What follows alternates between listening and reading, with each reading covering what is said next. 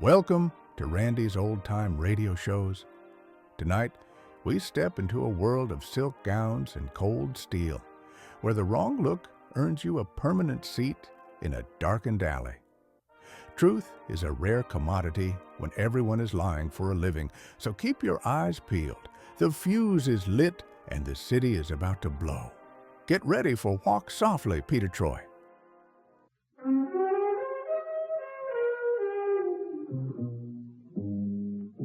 Walk softly, Peter Troy.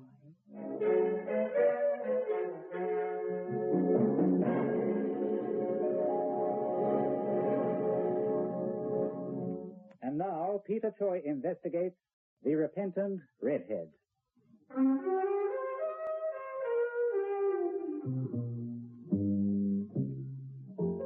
This girl Julie you met a moment ago, she's what scriptwriters call my girl Friday. Well, you'll meet her again in a little while, but right now there's another redhead you should meet. Her name is Janine. Ah, Janine. Here's tranquility for you. I think of her and I see a serene picture of complete peace and tranquility. You beast!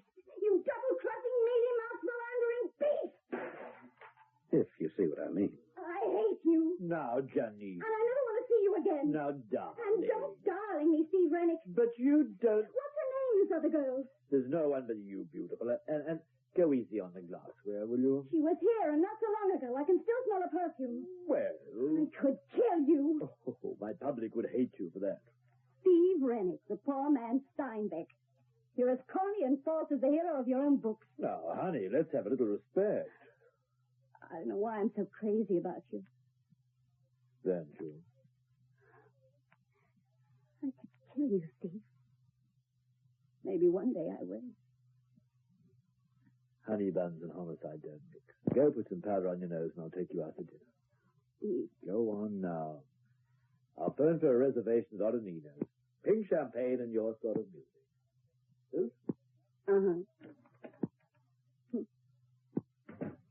He just twists me around his little finger. Steve! Steve, what happened? Steve, That gun on the floor. Janine, don't touch it. I'll get a doctor. Too late. Honey buns and homicide, baby. Honey buns and homicide. Steve. Hey, what's going on in there? I have a shot. Mr. Rennick, are you all... Hey, what happened? What have you done? Nothing. Nothing. Mr. Rennick's lying there like that, and you're holding a gun, and you say you've done nothing?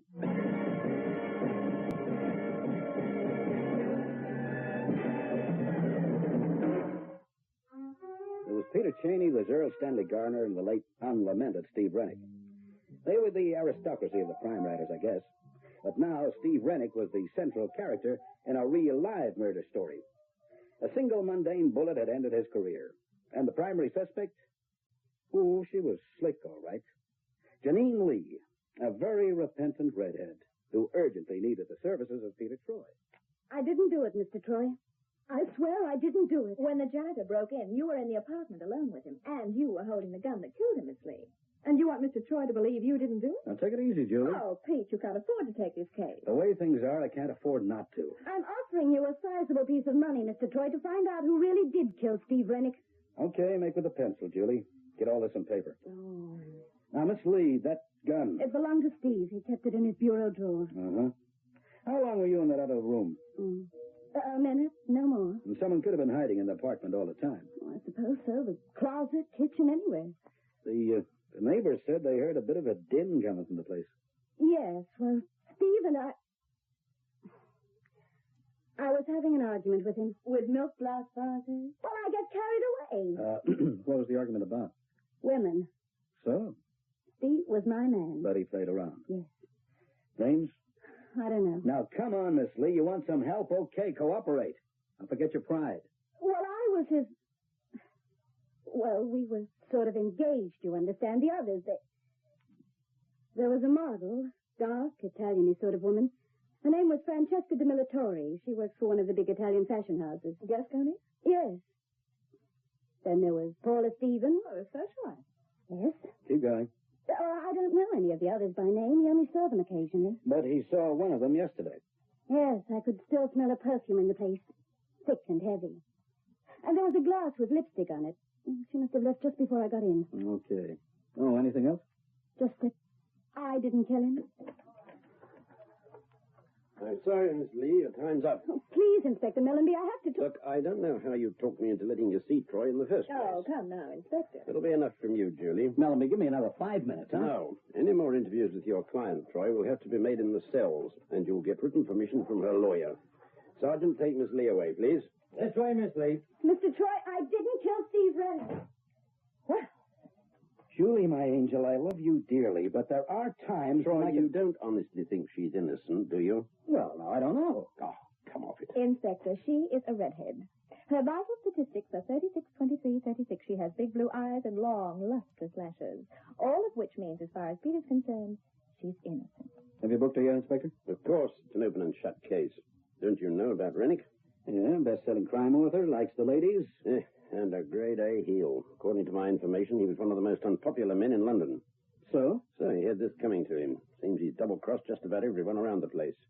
He's just violated a contract with his publisher. Crossed up his agent on more than one occasion. Ah. Nothing. They weren't at his place when he was killed. Well, how do you know? Take a tip, Troy. Keep out of this one. The case is closed. It's not closed. Not until that girl's tried and a verdict pronounced.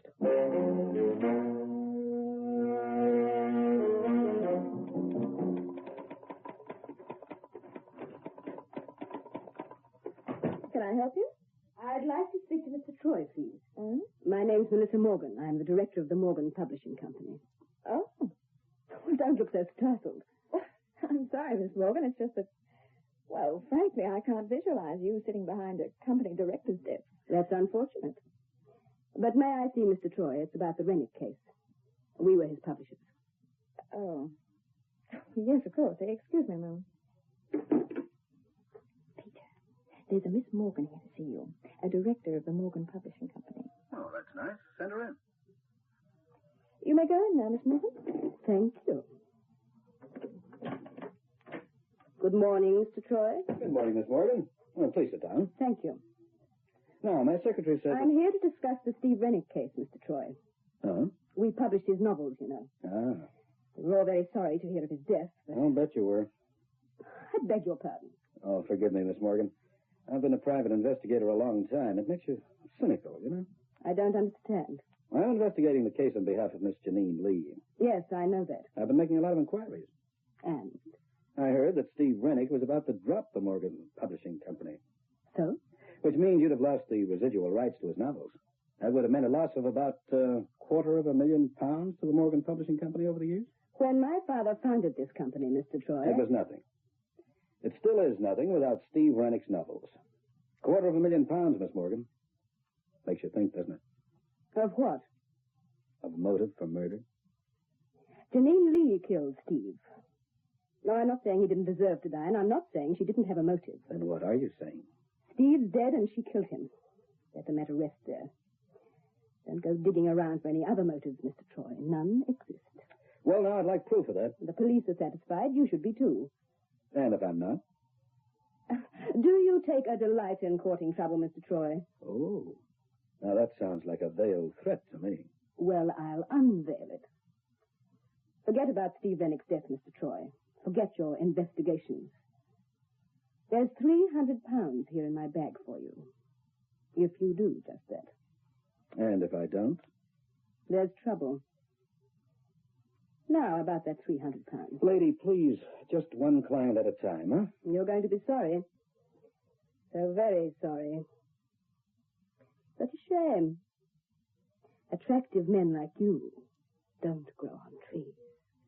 You say the sweetest things in between threats. I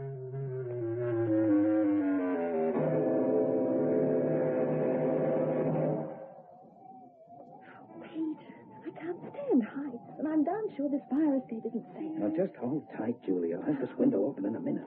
There's a law against this, you know. It's called breaking and entering. So there's a law. I have to get inside Rennick's apartment. Why? Got it. Come on, honey, run inside. Oh, they could have warned me about this. I wouldn't have worn a tight skirt. Well, I like white skirts. There is a front door, you know. Uh-huh. There's also a couple of big gendarmes watching it. That I find significant. Torch? He lived high and wild, didn't he? A real wolf slayer if I ever saw one. Somewhere here, there's the answer. May I remind you that the police think they've already got it? So impressed me. And they're bound to have searched this place. Yeah. What would they have been searching for? Just something else to tie Janine Lee in with Rennick's murder. I'm looking at it from another angle. I'm looking for another suspect. I don't think you'll find one. Oh, what's this? Draft of this next novel, half of it anyway. It hasn't finished it. Oh, when you look at the title, Honey Buns and Homicide. There's only up to page 148 here.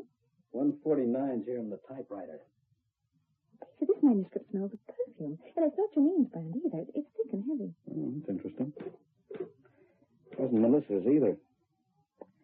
Exactly how many women are there mixed up in this case? Rennick must have collected them like other men collect stamps. Yeah, look at this typing. What's the matter with it? Look at the line I just typed. And look at the typing on the rest of the page. They're different. The manuscript isn't being typed on this machine at all. Julie, my girl, you've earned a bonus. Now settle for last week's salary. Visitors. Douse the torch. Someone's at the window coming in on the fire escape. We must have started somehow. Can you see who it is? Not a darn thing. Keep down. What the devil? Wait. There's petrol they're spraying around. Okay, I think it's time we... They're setting fire to them. And they're getting away, too. Oh, Peter, we're trapped. The flames are all around the window. The front door, come on. Torch. Oh, I dropped it. Well, this way, the front door's over here. Julie. The door's locked. Of course. Police have sealed off the apartment.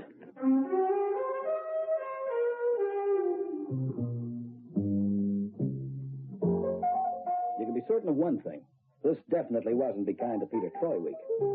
Maybe that intruder knew we were there, maybe he didn't. Either way, it didn't make much difference. Steve Rennick's apartment had to be destroyed. And, brother, a petrol fire is a good way of destroying anything, including yours truly, plus private secretary. In just 2 minutes, that whole place was a raging inferno. The flames cut off our retreat to the window and fire escape. On top of that, Inspector Mellenby's boys had put a police seal on the front door. And life was just a little more than tedious just then. And I was in no mood for any jokes about barbecued private eyes. I thought you said there were policemen guarding this place. Well, there were. The idiots must be asleep. Okay, Julie, stand back. They issued me with a permit for this thing, so I guess it's time I used it. Hey, what's going on? Plenty. Or do they always have fires around here?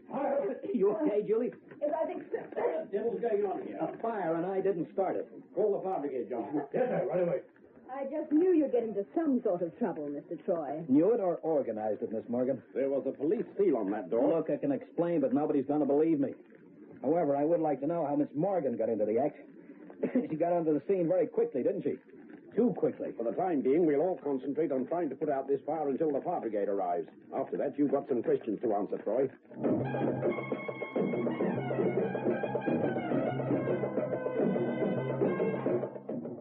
You expect me to believe a cock and bull story like that, Troy? Yes.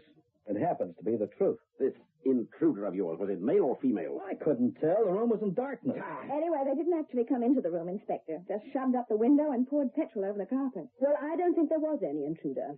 I think this is all a figment of their very fertile imagination. Now, don't you start. I'd still like to know what you were doing on the scene, Miss Morgan. She was with me, Troy. She'd requested permission to get Rennick's half-finished manuscript. Honey Buns and Homicide. What's that? Well, that was the title of it. Just a minute. Oh, something wrong? I don't know. Just a minute. Yes, listen to this. This is a copy of Janine Lee's statement after we arrested her. Steve Rennick's last words were, "Too late, honey buns and homicide, baby. Honey buns and homicide." Well, he must have been some egotist to mention the name of his book and his dying breath. Miss Morgan, what do you intend to do with the manuscript? Half a book isn't much use to anyone, is it? We'll have one of our staff writers finish it. Staff writers? Oh, you employ staff writers. Well, there are a couple of people we can call on. Either of them worked for Steve Rennick before? Yes, one of the proofreaders. A girl? Troy, I don't Just a minute, Inspector. There's a reason for this, believe me. One of them's a girl, eh, Miss Morgan? Yes. Name? Well, Miss Morgan? Helen Fremont. She used to do a lot of secretarial work for Steve, too. Inspector, I suggest we go talk to the lady. May I remind you that you're under arrest? Okay, but I've got a hunch. I don't give a hoot about your hunches. Oh, come now, Inspector. You know about Pete and his hunches. There have been a couple of times in the past when they've helped you quite a lot. That'll be enough from you. Now, where do we find Helen Fremont, Miss Morgan? Her brother owns a cellar club in Soho, the Carlisle. She spends a lot of time there.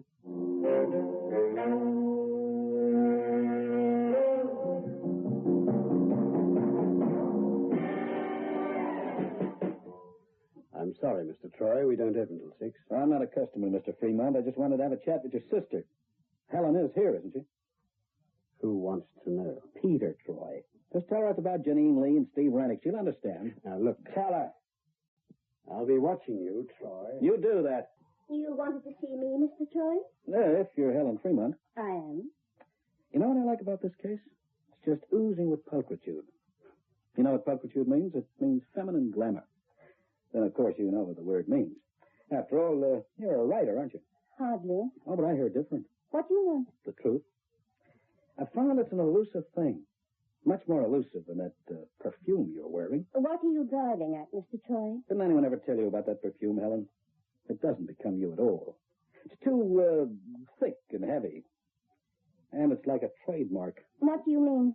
Rennick's apartment reeked of it the night he was killed. The manuscript of his half-finished novel reeks of it, too. What are you talking about? Honey buns and homicide. And I don't mean the title of his book, either. Hurry? Trouble? I think there's going to be. You'd better tell that fella to keep away from me. I don't like his face. I'm liable to want to change the shape of it. Why, you... If you see what I mean. You want to get away with it? No, Harry, we don't want any trouble. Yeah, but... What do you want with me, Troy? Confession.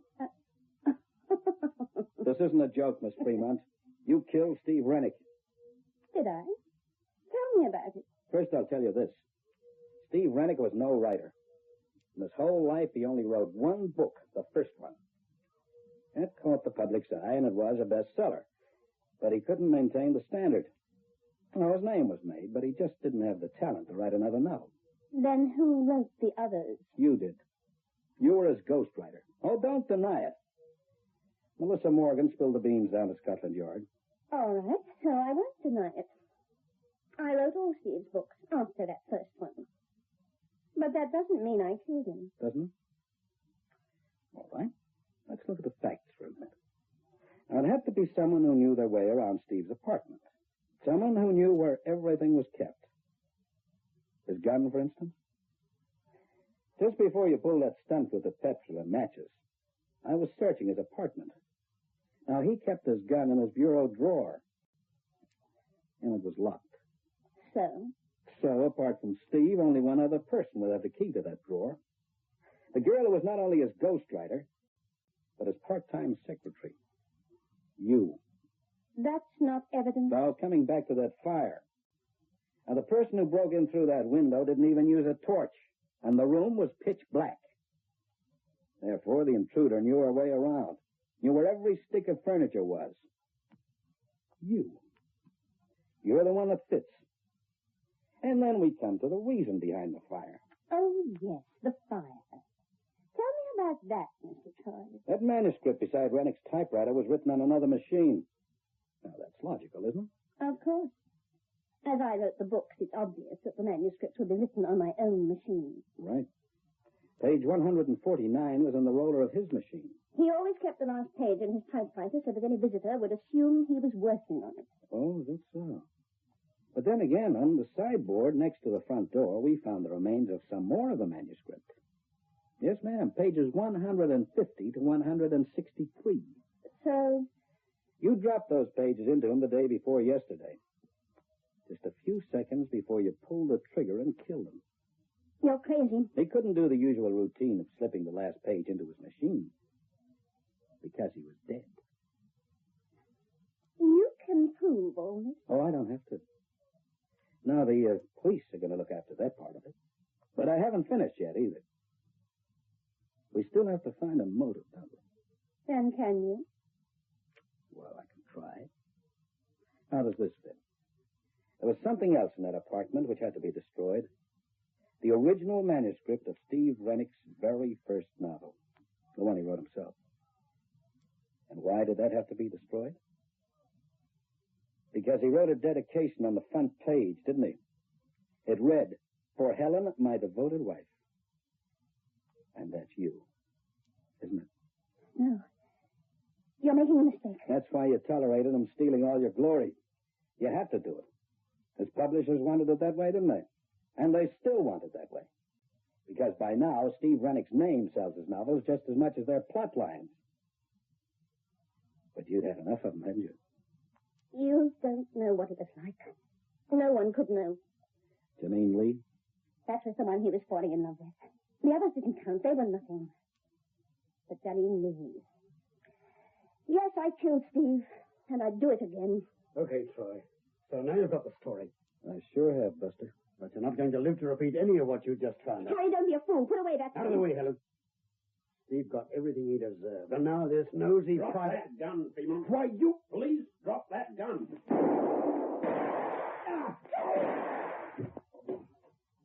Oh, I meant to tell you, Helen. The police came in here with me. They had to. You see, I'm still under arrest for unlawful entry. Oh, Careful, Troy. It's okay, Inspector. You only got him in the shoulder. Did you get all that? Yes, the sergeant got it all down in shorthand. All right, you'll have to come with us, Mrs. Rennick. You too, Fremont. Mrs. Rennick. No one's called me that in a long time.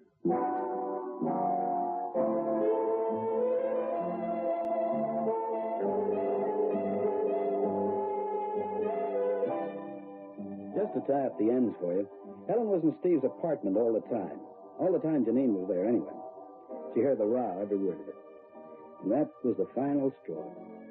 She'd already taken his gun, so the thought of killing him wasn't a new one. As soon as Janine went into the other room to powder her nose, Helen came on out of the closet, shot Rennick, threw the gun on the floor, and lit out, leaving the repentant redhead to take the rap. As for the fire, well, it was the only way she could get rid of that evidence without attracting suspicion to herself. And as for Melissa Morgan, well, she wanted the secret kept. Her company had too much at stake. She wasn't at all keen on having me delving around looking for the truth. I was bound to find out about Helen Rennick being Steve's ghost. Well, what with ghosts and gals and honey buns and homicide, it was quite a case, wasn't it?